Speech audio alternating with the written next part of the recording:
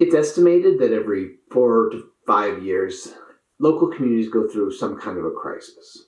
Now, it's not always going to be pandemic big, but there is a kind of rhythm a community has. And over time, tensions rise, and eventually they come to a boiling point where they just have to spill over. And faith communities aren't any exception to this rule. What makes a community resilient is how they navigate those seasons.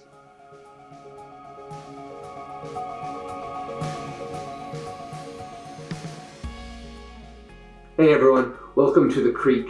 My name is Jared Miller and I'm the ministry lead here. And I will say this for Nehemiah's opponents. They are persistent.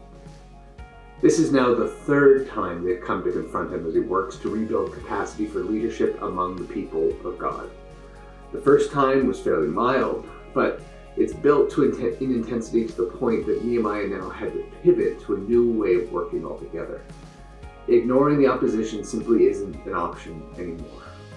And now that they've been rebuked at every turn, the opposition decides to bring out the big guns. First, they threaten to drive a wedge between Israel and the empire, undoing all of the trust that's been built to this point. And when that doesn't work, the opposition then tries to undermine the work from the inside by sowing fear and paying off someone on the inside.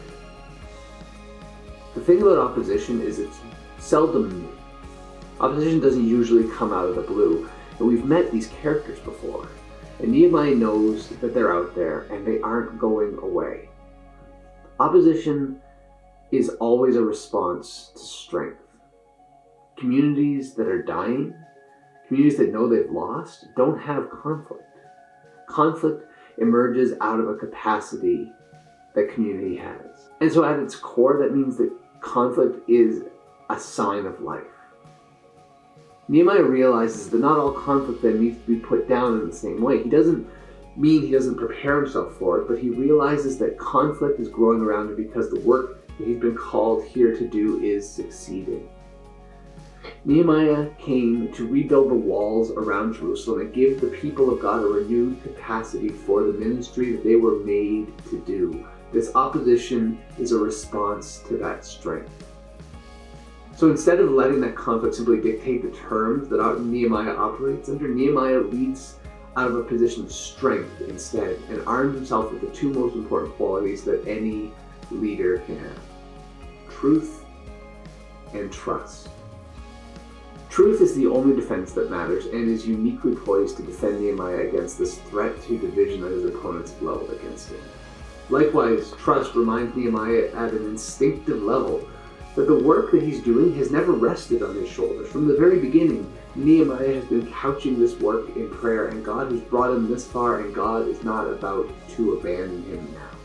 Ultimately, what Nehemiah reminds us of is that the greatest defense against any opposition that we face in any area of our life is not a thing we do at all, but rather the character that we have. As someone pointed out to me once, competency might get you into the room, but character will keep you there. And that's where we'll pick up the story next week.